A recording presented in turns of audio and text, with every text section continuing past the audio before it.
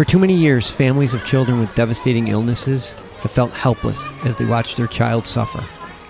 Today, they're taking matters into their own hands and finally finding relief treating their child with cannabis. This is one family's story.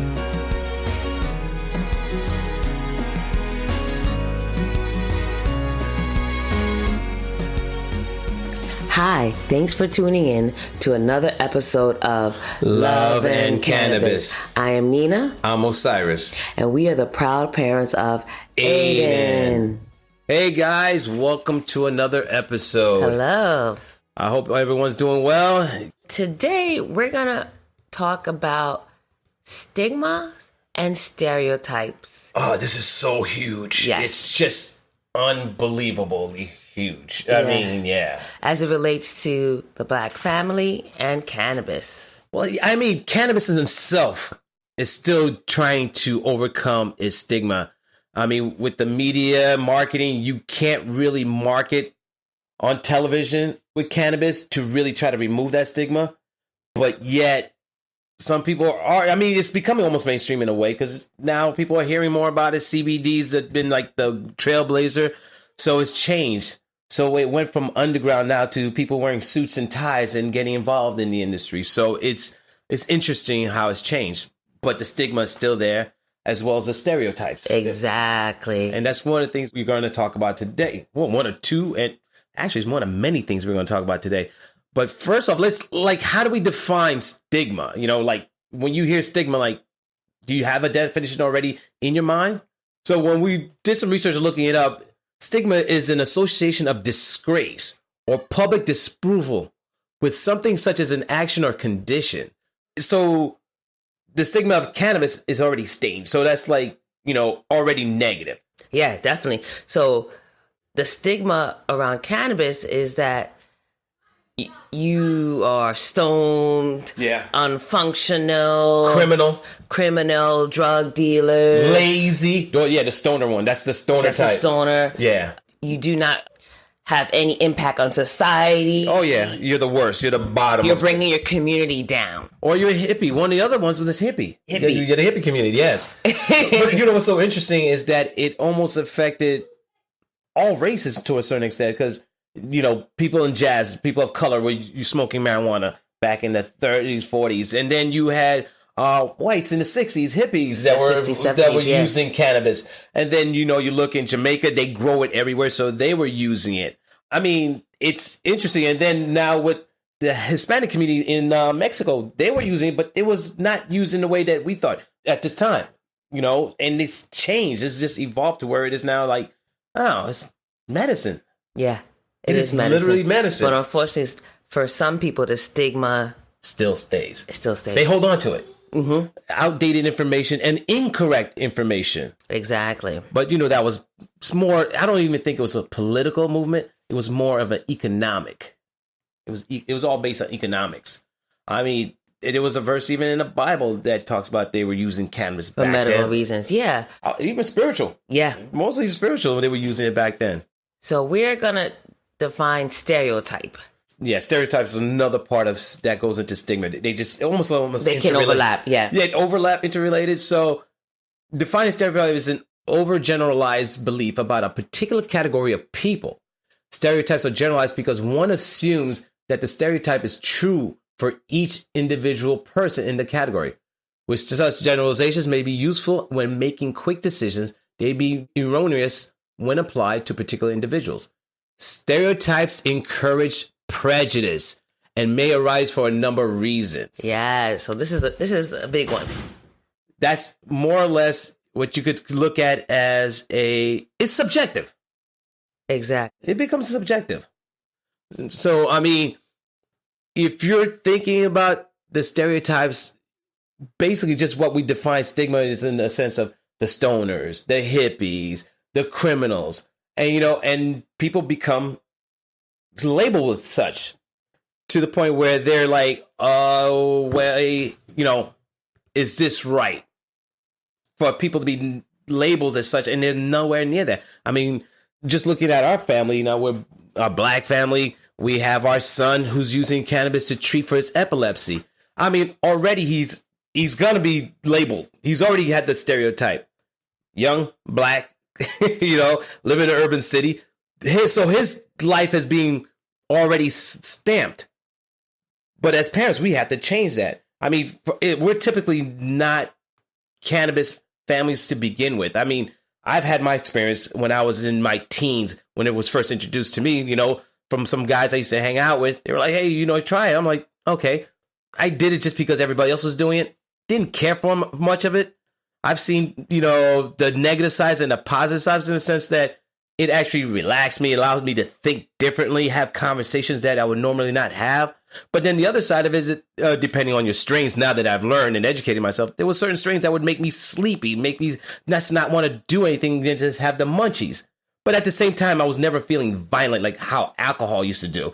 But I used to just want to just hang out and just, relax, have conversation, and eat a lot. Basically, those munchies. But fast forwarding now, 30 years, somewhat 40 years later, wow, hold on a second. I'm using something that I really didn't think was going to be a part of my future. I'm using now to help treat my son and his epilepsy. So my perception had to change. And I think that's what needs to happen. Exactly. So for me, my personal experience was I kind of believed the stereotype and the stigma. I was one of those people that say no to drugs. Like, I believe that bad people smoked pot. That if you were a drug user and you were bad for the community, you were just a bad person and I really believed it. I did not smoke. I was the poster person for say no to drugs. That's funny. I grew up in a community that just turned to drugs. I remember during the crack era, it was bad. So, I really didn't think that there was I didn't even think that there was any medical use. It was just, you're just a person that just did drugs. If you did any weed, you just did drugs, and you were a bad person, and you were doing some bad things to your body. You just wanted to get high. And you just wanted to get high. Yeah. And just younger and younger people are using it. And I've known people to use it because they couldn't function without it. Like, literally could not get through the day unless they had some in the morning just to get through the day. And I never understood that until now. I'm like, they were self-medicating. I mean, what's so interesting is you look at it, you compare using cannabis versus smoking cigarettes to deal with stress. You have a positive effect using cannabis than you would with cigarettes. Cigarettes, you're just pretty much slowly killing yourself in long term, basically. And with cannabis, you're healing yourself. Yeah.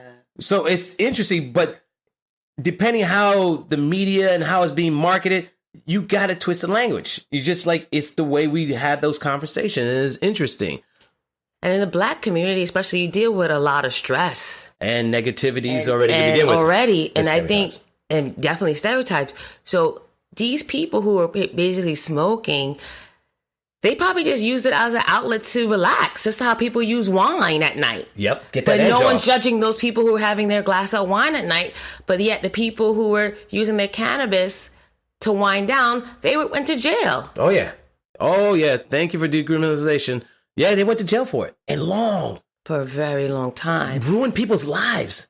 So, how do you, as a person who's been arrested for something now that's legal, and I'm in the jail and I'm looking at the world now and it's completely changed, and it's like, hold on, I only had an ounce and I'm doing 3 to 5, 10 years maybe. And there's people out there making millions of dollars off of it. Yeah, it's not fair. It is absolutely absurd. And then if you're Black, you've already got a triple stamp on you. You're almost done. So it's how do you rebuild? Exactly. You really literally have to be strong-minded and have a strong will and be like, okay, once I get out, I have a game plan. I'm going to change. But then they have to also expunge your records. So you can feel free to state that, you don't have a felony record. Because again, something like this, a plant, you're being arrested for and have your life ruined for. Exactly. Just in the last 2 years is when I started doing some research, particularly when we started using it with Aiden. And then I found out, wow, they've been using this medically from in the late 1800s. In the 1800s. Yeah, in this country anyway, because they were using it in the other countries where it's naturally come from. Yeah. I was like, what? Wait a minute. So there was this particular, in the 1930s, when the Marijuana Tax Act was placed, there was this doctor named Dr. William Woodward. He testified on behalf of the American Medical Association, the AMA. He told Congress that the American Medical Association knows of no evidence that marijuana is a dangerous drug. Even back then. And he warned that the prohibition loses sight of the fact that future investigation may show that there are substantial medical uses for cannabis. But Congress ignored his statement. Yeah, we know why. So I was like, wait a minute. I believed everything that they were telling me. And yet this happened, and they knew that there was medical use for this, and they ignored the doctor? Well, I mean, you had to understand what was going on back then. They were literally trying to control every aspect of our lives. I mean, you think about it. If you have this plant growing in your backyard, including the hemp, you could literally separate yourself from needing to be dependent on the government to take care of you. You could feed yourself and you can treat yourself. And they didn't want that. Of course. That's the end picture. Because look at the endless possibilities what you can do with this plant. You know, that's freedom. They want you on that plantation. You know, it changed me. Because I was like, so how many people lives could have been different? Yes. With the introduction of this old and from the 1930s, and then they could have been conducting research since then. But they have been. But they just didn't. They wouldn't release that. Trust me, they have, because that's why the government has certain patents, and certain pharmaceutical companies have patents. They know exactly what they're doing. So for them, it's all about control, and that's why sometimes I'm kind of concerned about this industry. Will it end up back into their hands while all these companies are growing and growing? You know, expanding their CBD product line and their hemp product line, you know, all these things that they're growing and they're becoming more valuable. You know, everyone's been talking about this industry that, you know, at some point, one of the major players, pharmaceutical companies will come in and just basically buy them out. And then eventually it'll end up back in their hands. But this is the plant for the people. That's my thought. It's the plant for the people. And it's crazy in a way. It's like, it's going to see like it's going to be playing itself out. Yeah, I mean, even some days I get nervous. So we're able to get his CBD. We can order. We can go to even some drugstores. And I'm wondering if that's going to stop. Well, I look at it this way. As long as there's stigma, it's going to be it's moving quickly. But to get to where we need to be, it's still some time. But also, we still have to get over the stigma. That part is still there. It is still there. I'll give you an example. So Aiden, in pre-K, he had a private nurse.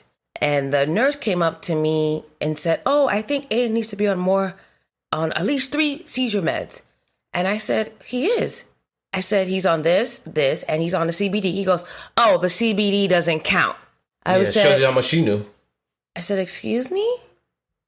I said, there is research behind this. Oh, no, I don't know. You know, if it's that, you know, we don't know about that.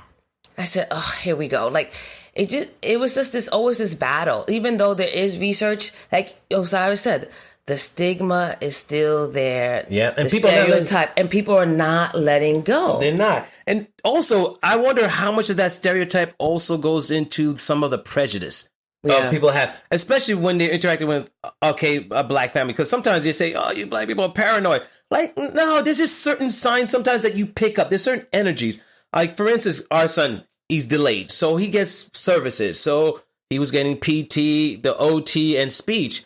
And when we used to have the providers come into the home, I remember initially the first provider came over to the house.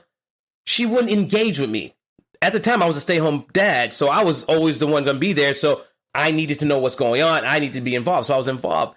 My wife and I, you know, Nina and I were sitting there. She would have more conversations with Nina than she would with me. And I'm trying to figure out, like, hello, I'm over here. Talk to me. And so in my mind, I'm like thinking, is this something personal?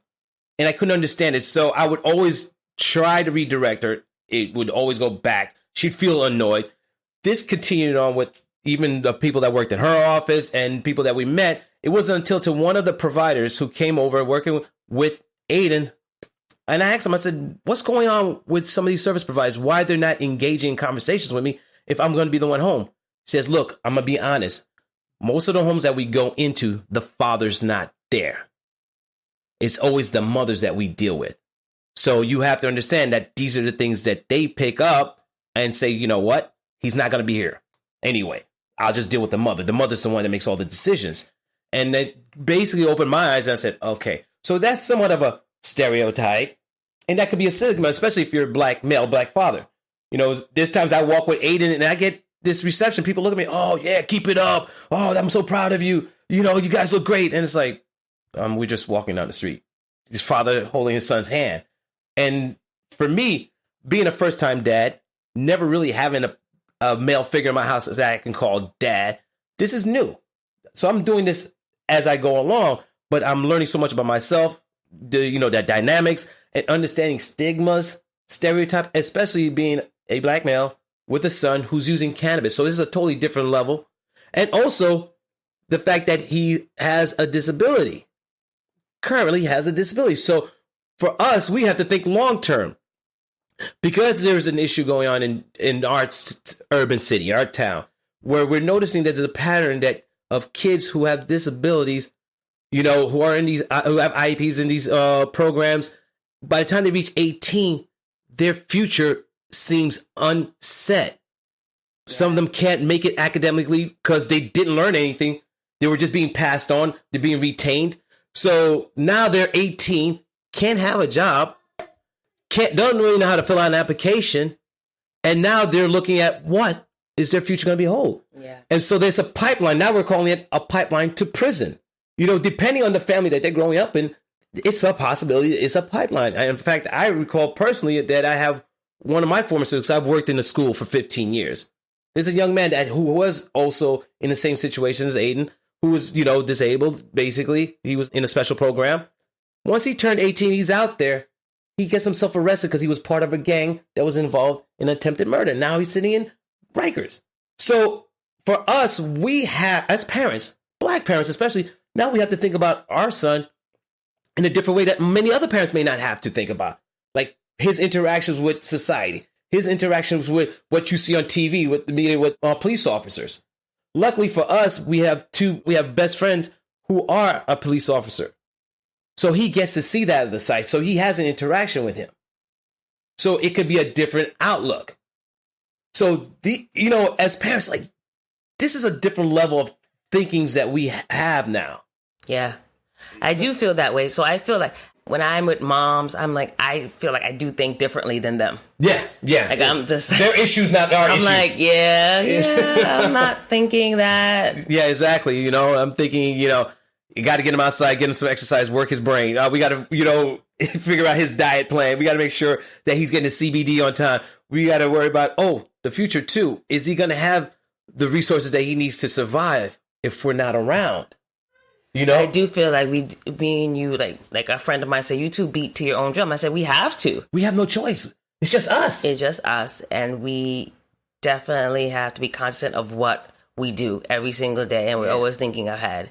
Yeah, we got into the point where now we split our roles where I'm teaching him survival skills, how to get dressed, how to brush his teeth, how to, put his clothes on, how to pick out his clothes for the day. Well, Nina works with him academically. And it's like, okay, and it's structured. It literally has a structure because we have to prepare him for the future. And again, for us, some parents, they take it for granted. Like, okay, I'll get him dressed so I can hurry up and get my day started. I'll feed him so he can. It's like it has to be something like programmed with him. So it's innate. It's innate. So we're like on survival mode early. Very much so. Very much so. It's scary. And I think about it, it's like, we're almost living in fear because of these stigmas. I mean, okay, the kid's using cannabis to treat himself. And then on top of that, he's black. It's like, okay, so how does this work? How is he going to fit in society unless the stigma is lifted? Exactly. So it's so funny. I was thinking, I was like, when Aiden's older and he hears about him being one of the first kids to have a medical marijuana card, And is the stigma going to be lifted, or is he going to get teased, or he's going to feel bad that, oh, he's a cannabis kid? Yeah, because I think he's the only one in his school. Yes. He's the only one in his school. Yeah. So is he going to be happy that we did this, or he's going to feel that resentment that we should have done something else? Yeah, that he's known as this cannabis kid. So I don't know. Yeah, but, if the stigma is not truly lifted, he may feel a certain type of way. And again, I to your point, thinking about, do we go out there, become socially involved with him, where everybody gets to see him, get to know him? Someone could look at it as like, we're parading him. We're turning him into a poster child. But it's not. It's bringing awareness. It's like, what are you trying to say about this child? Because, if you go into academia, they have documents stating, black children already, especially black males, are being already labeled, especially coming from the inner city, are already labeled as such as there's only 3 ways out for them: drugs, prison, death. It's like, really? But for my family, having 2 other brothers, we've broken that stereotype and that stigma. We've already moved away from that. All have graduated, all have their degrees from college. But still, sometimes it's still not enough to break that stigma. And the same thing is going to happen with cannabis. Just because you have research, just because you have people healing from it or you benefit from it, they're still holding on to the stigma. It's like that generation that's holding on to that stigma are going to be the ones that are going to be benefiting from it, but they don't realize it. Yeah, I had a friend still call it a chemical. I'm like, it's not a chemical. It's a plant, people. I'm like, oh, Jesus. Sometimes I just don't know what to say or do. Yeah, if you want to work and then with sometimes them. I'm not in the mood to get into it. Yeah, I know. Depending on the personality. Yeah, it's like, how do you simplify it? It's like, the pills you're popping is a chemical. That's a chemical. It made in a laboratory from different things. Here you're using a plant and you're just processing it differently. You're putting it in a way that your body can absorb it.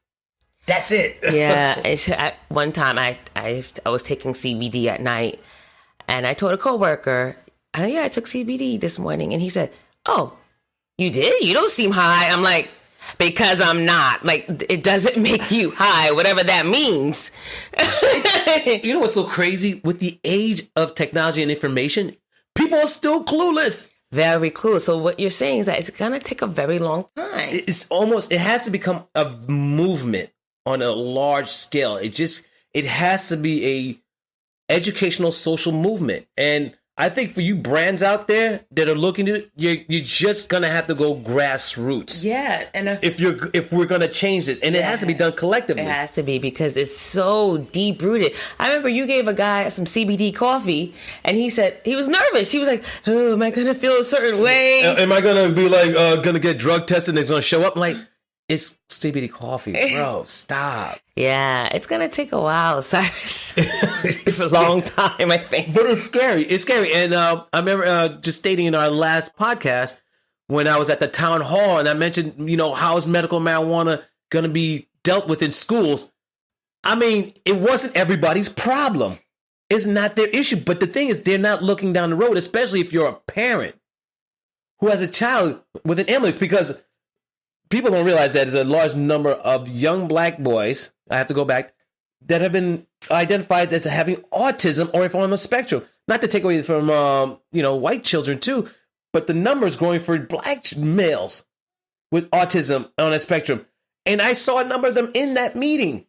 And for them, they don't see that this is something that could benefit them. Yes. And that's how I see. I'm like, I haven't worked in schools. I've seen so many children, because I worked in the inner city, that could have benefited from using CBD or cannabis of some form. Yeah. It is absurd that, and then now these kids are older, 18, 19 years old. If they used it when they were young, it could have changed. It could have changed their track or their future. Yeah, definitely. And so it goes back to what we're doing is about for our son. And, it's no longer about us enjoying life, taking things easy, just, plan for our future, hoping everything. It's like we are on defense mode all the time. But that could be nerve-wracking. So we got to be on cannabis just to take us off the edge. Yeah, because every day is like, go, go, go, go. And it's like, at some point, your body's going to break down, your mind, your emotions. I mean, just talking about putting this podcast together, we got emotional. So I think I'm like, what's going to happen with Aiden? Like, how is that going to look? Are we doing the right thing? Are we doing enough? Tomorrow's not promised to anyone, because I had a number of friends pass away recently. And it's like, I was on that path at one point. So it's like, what would happen if I had passed away? Where would Aiden be at this point with you? Because now you're alone. So these are scary thoughts. And it's like, where do we turn? What do we do? And how do we do it? And the stigmas don't help, because not a lot of people are going to open their door, especially if you go in the mainstream that you need help and support from them. They're not going to be able to do it. So we have to create our own support system. And I think that's one of the things that we do with this podcast is like reaching out to parents and saying, hey, you're not alone. We understand because we're going through it. And people are not talking about it enough. No. And that's disheartening, because people have a lot to share and they're afraid to share it, or they're so caught up in their world not knowing what to do, they don't know who to turn to share it. And for us, it's like we had to overcome some fears and anxieties about being stereotyped, about the stigma. We had to be strong, and that's what's so beautiful about this plant. It had empowered us to do what we're doing. It did. It's amazing. It is amazing. It's like we got this mini movement within our family, and now we have our family members who are basically on board now and supporting us and reaching out. They're like, I remember when we first started using cannabis to help our son and just our family in general. Our extended family members later on are sending us messages, emails. Hey, did you see this article on cannabis? Hey, did you see this? Hey, did you know about this? It's like really. It took a little bit, but people are on board now. They're coming around because it's starting to be somewhat mainstream. I mean, there's still some moments. I remember I was talking to somebody, one of my family members was sitting in the car. It almost looked like a drug deal. Like he's sitting there like, okay, hey, about the CBD thing. I'm like, we're in the car alone. So why are we whispering? We could talk about CBD. We could talk about cannabis openly. Yeah, I know. He's still whispering. I'm like, oh my God. That stigma is still there. That fear is still there. And it's crazy. And it'll take us and what we do with just our family alone to change it. Yeah. And we don't hide. I mean, I have to be honest. We've been open with all our doctors when we first started using it with Aiden, and we've been very open. And we've put it out there and saying, hey, look, you're either with us or you're not with us. There's hundreds and hundreds of doctors out there. We will find the right one that fits our needs and are willing to work and help us heal our child. That's it. That's really what we're looking for. That's it. Yeah, so basically the summary of this is release the stigma, release the stereotypes. Yeah, let it go. Let it go. Yeah, after a while, it just becomes you. But until you're in a situation where you need it, are you going to let go of that stigma? Oh, I think so. Oh. So if you're in pain and it's helping you, then you would really be advocating for this. Exactly. Until it's time. Yeah, exactly. No ill side effects. I still don't understand how people could watch these pharmaceutical commercials and still walk away and say, I'm going to see if this is right for me. Yeah. So. All right, folks. It's been an interesting topic, and it's really hits home when you think about it with your child. And for us, again, as being a Black family and thinking about our son, all the many stigmas and fears that we have to address and overcome as we help him on this journey.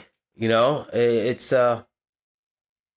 scary. It's really scary, but also we feel empowered because we believe we're on the right track and we're doing the right thing. So that is it, I think.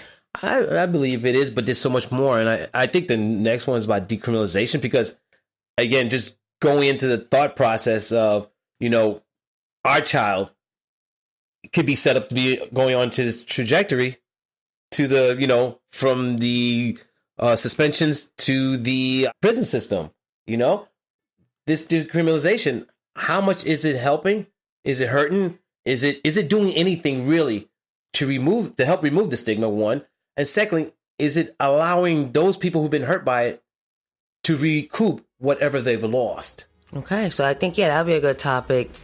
the decriminalization path that the state is going through right now. Many states, but in New York, it's interesting. Yeah, very.